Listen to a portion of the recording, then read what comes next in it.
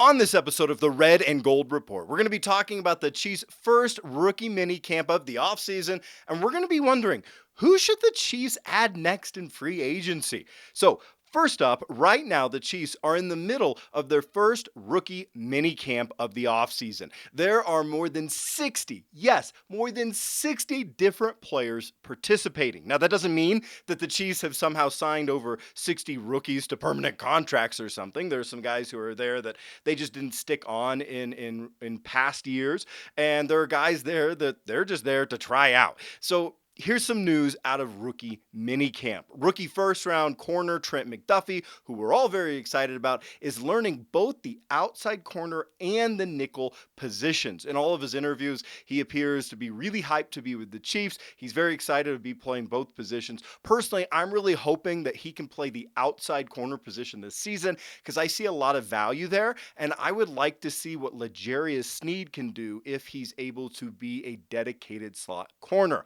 Also, third round pick Leo Chanel has been playing Mike, or middle linebacker, in rookie minicamp, but he's actually expected to be playing Sam, or strong side linebacker, in the defense moving forward. He's been told he's going to play Sam. So why do they have him practicing at Mike? Here's my assumption.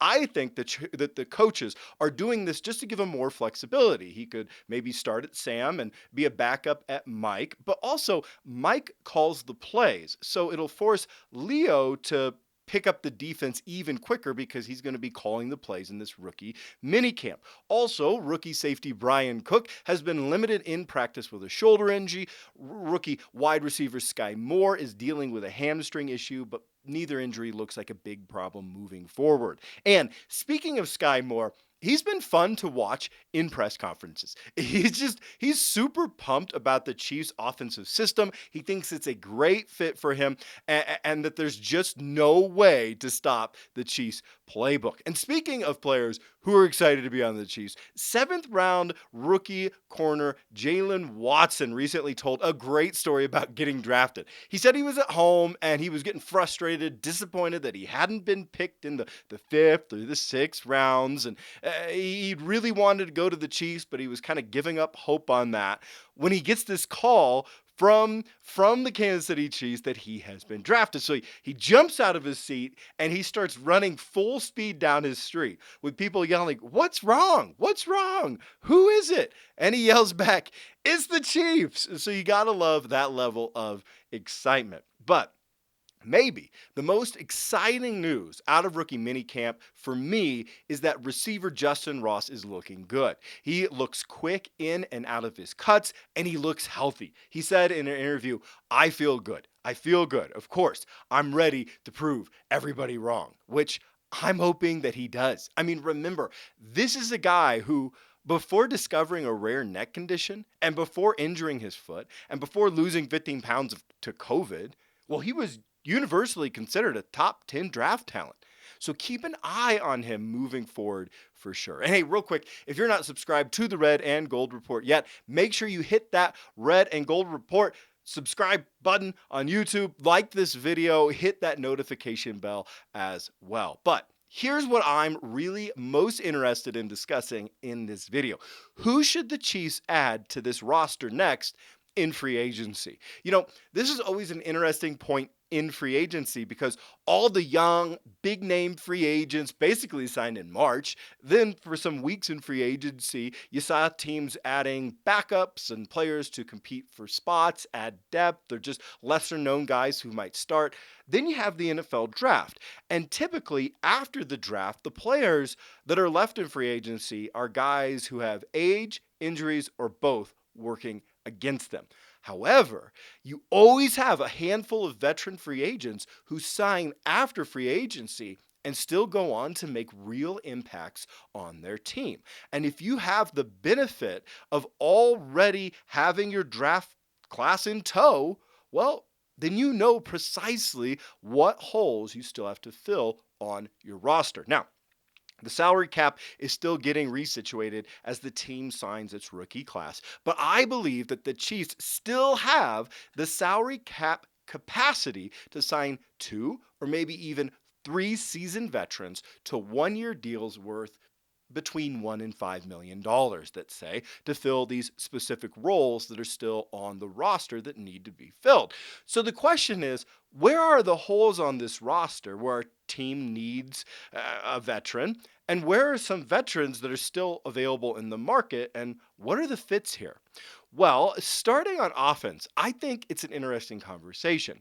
One of the Chiefs' biggest needs of the offseason was at wide receiver, but the team brought in Smith Schuster and Valdez Scantling in free agency. They then drafted the lightning quick Sky Moore in the second round. And of course, they have Mecole Hardman returning. So there's already a four-way competition there. And then you think about rookie receiver Justin Ross, former star Josh Gordon, and last year's preseason pleasant surprise Darius Fountain.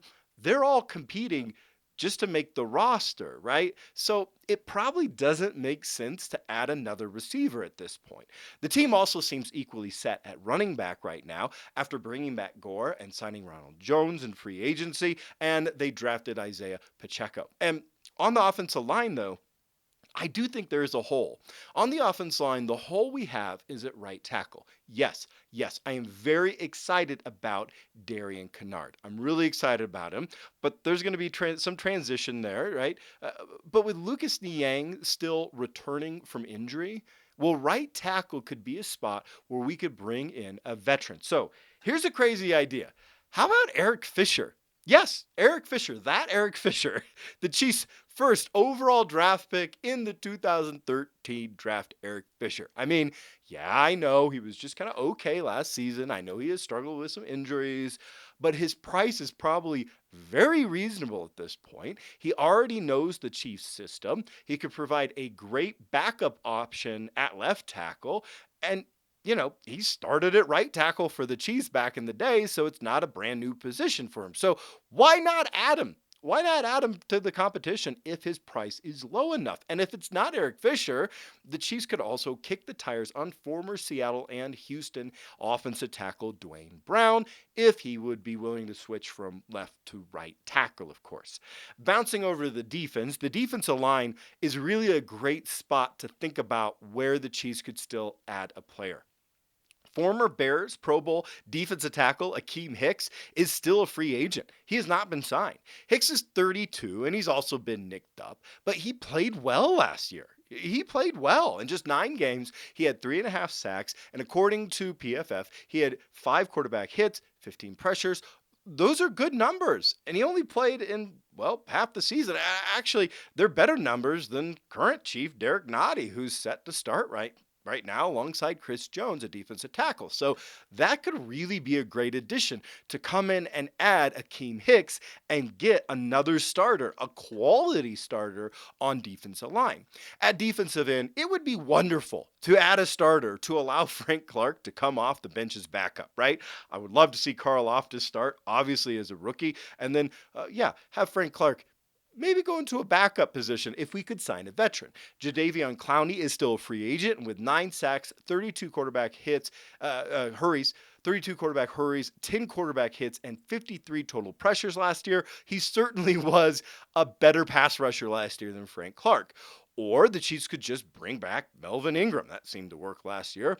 Or if they were looking for more of a veteran pass rusher off the bench, I think they could nab former Bills defensive end Jerry Hughes at a very low price. But because Hughes is still a good pass rusher, and actually he had an 81.1 pass rushing grade from PFF last season. That's still very good. He also had 45 total quarterback pressures. So that would be a great signing too. At cornerback, the Chiefs had brought in a ton of players. But if they wanted to add yet another veteran, well, they could wait for the Giants to cut James Bradberry, which we have talked about before, or they could take a stab at reviving the career of former Bears first-round pick Kyle Fuller. Or here's another interesting idea, a little outside of the box, or actually it's a little inside the box. Former 49ers safety Jarqueski Tart is still a free agent. Tart is a huge safety with a lot of experience playing in the box almost as a linebacker. So if the Chiefs are carving out an in-the-box safety role for second-round rookie pick Brian Cook out of Cincinnati, And if they wanted a veteran to either compete with Cook this year or to back him up and mentor him, they could sign Tart, probably near league minimum. So there's a ton of fun possibilities of who the Chiefs could still reasonably add this offseason. But if I had to just pick a couple, I would definitely first and foremost at this point add Akeem Hicks at defensive tackle. Then I'd add Jadeveon Clowney at defensive end, and I'd add Eric Fisher at right tackle. Next up, let's move on to just some recent random news out of Chiefs Kingdom.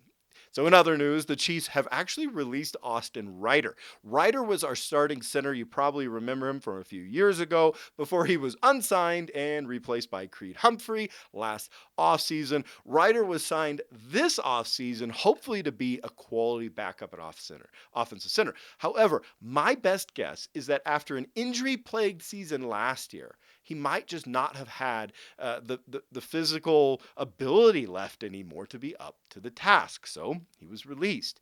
In other news, 7 of the 10 Chiefs drafted rookies are now signed to contracts. This includes both our first rounders, which I'm very excited about, and I would not be surprised if more of them sign by the time you're even watching this video. And in funny news, somehow a reporter at an F1 Grand Prix race mistook basketball player Paulo Bachero for Patrick Mahomes, which is hilarious because they don't look anything alike. And well, that about does it for me. But what do you think? If you could add just one player in free agency at this point in the offseason to the Chiefs roster, who would it be? And what do you think the biggest hole in this roster is right now for the Chiefs? What's the biggest hole that's still left? Make sure you are subscribed to the Red and Gold Report on YouTube. Hit the notification and like buttons, all that good stuff. Thanks for watching, and go Chiefs!